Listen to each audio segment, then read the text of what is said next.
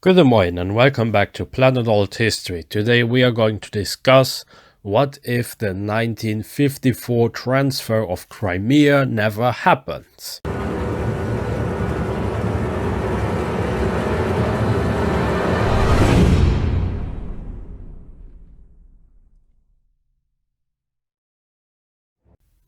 Crimea is an interesting region of Ukraine or Russia, depending on which side you support.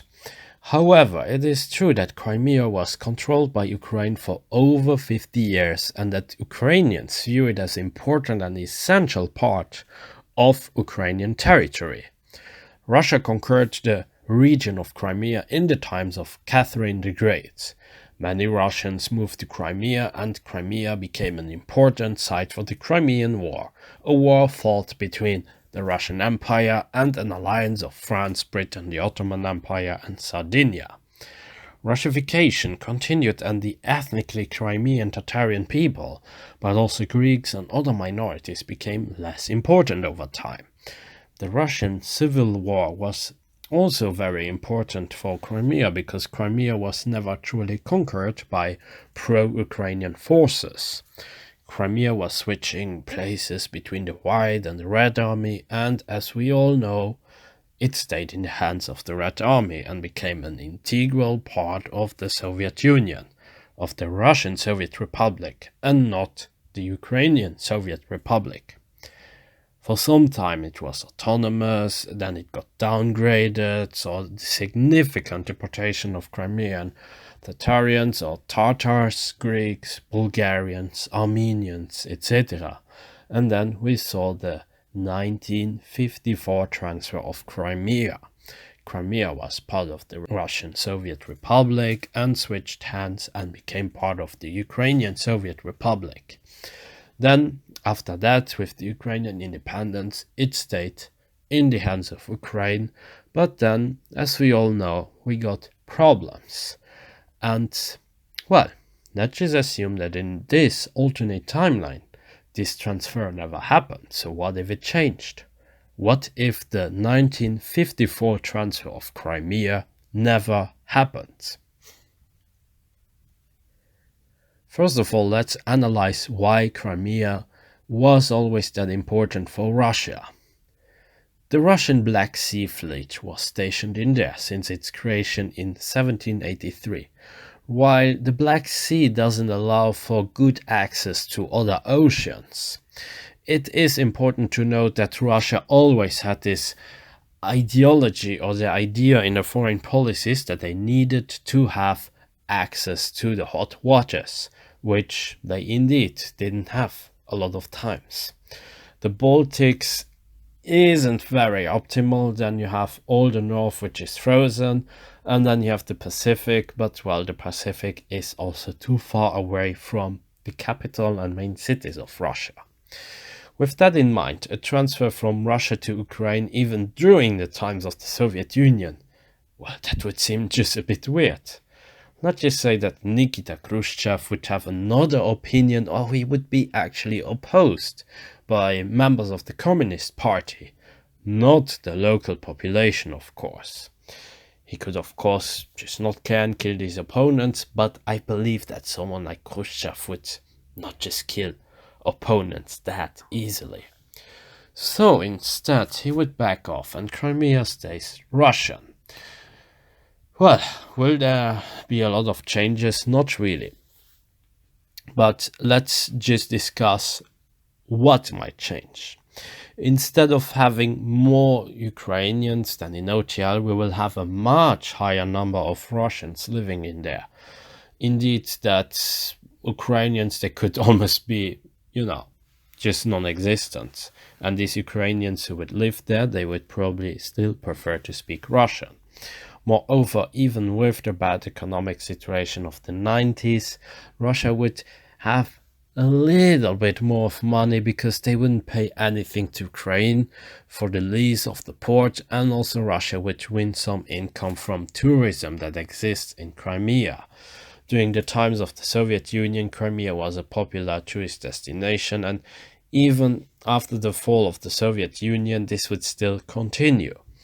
However, one thing the Russians would try to build immediately would be a bridge that connects Crimea with mainland Russia. This would, of course, be a very costful and also dangerous project, even in the 90s, where there was a lot of corruption. Maybe we could see problems with this infrastructure. But then at the same time, it's also entirely possible that even the corrupt forces would understand what would be at stake, and they would just not take that much money due to corruption, and perhaps the infrastructure on the bridge could be very good. As for Ukraine, Ukraine would not have any claims to Crimea in this timeline. Also, their political landscape would be different. It is entirely possible that the absence of Crimea would facilitate pro-Ukrainian and more pro-European Union parties or pro-Western parties to win elections.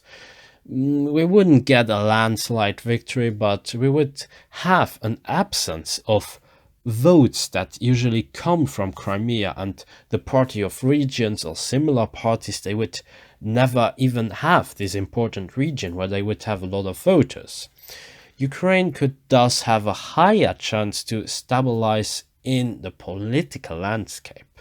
But the more negative factor for Ukraine is that the revenue they would have would be lower, because Russia would not pay them for the port, and because Crimea would always have been Russian in this timeline, and the income of tourism would also be almost irrelevant. Ukraine could thus be even a poorer country, but with a weird twist, make it more susceptible for Russian influence. Poland and other Eastern European countries in the 90s were economically also very weak, and the NATO didn't share immediately a border with Ukraine, and well, the EU, it took a lot of time until they actually shared a border, and that the influence was actually very strong in there. Due to the dependence on gas and other resources that they get from Russia, and also due to the very small revenue they have in OTL, Ukraine would be in a different type of stalemate. Yes, the parties, the governments and most presidents of Ukraine would be more pro-Western, or actually come from a more politically stable landscape, but trade deals with the West at the same time, they would just be impossible, because their hands would be tied behind their backs due to the Russian influence and the smaller revenue they have in their budget.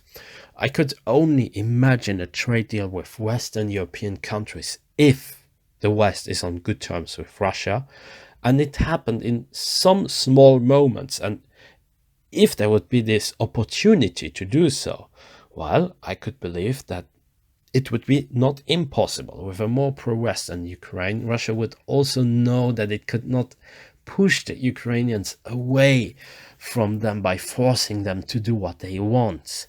In this timeline, the parties that are pro-Russian want or would never really gain that much of an influence due to the absence of Crimea, and as a result, the Russian approach could also slightly change over time. But I can predict how it would change. Ukraine could effectively become some type of buffer state. However, neither the West nor Russia would tolerate this for much longer time, and some type of conflict could potentially erupt, especially in the eastern parts of Ukraine.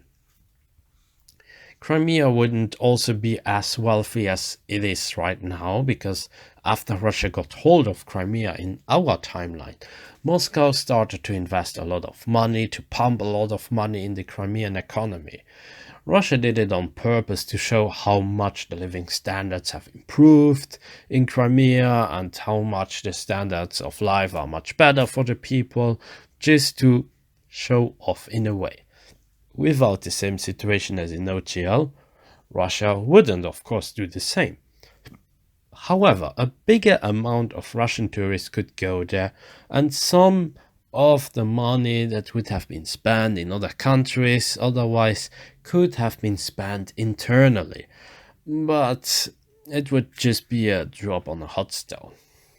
The only difference that we will see in here is that the West would have troubles in finding excuses to decide for sanctions against Russia. The West and Russia will never become friends, but at least the main diplomatic channels and trade channels would stay open between the two, and serious matters could be talked through more efficiently. So communication won't just be frozen or won't be done through important meetings, but they could be done efficiently and in a fast way. The West would also have more problems to portray Russia as the bad guy because they never really stole or annexed Crimea or took it back, whatever you want to call it. And the conflict in Georgia, well, it seemed so far away from the West and it was already forgotten, and maybe Georgia also had some mistake in it. People wouldn't really know and really care about it in the West. Ukraine would yet again be at crossroads, but have more votes for pro-Ukrainian and pro-Western government, parties and presidents, while at the same time facing the reality that it depends in many ways on Russia. Only with the correct timing, a charismatic and intelligent Ukrainian president could make those trade deals with the West while ensuring that Russians, that their interests, they wouldn't be brushed off but respected, and that they would still keep their interests in Ukraine. But even then, it would just postpone a potential breakout of an inner Ukrainian conflict. Russia and the West would have a more realistic chance of improving their relations, but at the same time we all know that this wouldn't necessarily happen. However, if the US would still have a president like Trump, I could see him actually being quite helpful in keeping a peaceful situation within Ukraine and between the West and Russia. Overall, Ukraine will be more stable but have unaddressed issues, which would still need to be solved. And that's where we leave it for now. That's it for today. I hope you enjoyed my video. Be sure to like and subscribe, leave a comment, support me also on Patreon, and join my forum, forum.planetalthistory.ga. Until next time on Planet Alt History.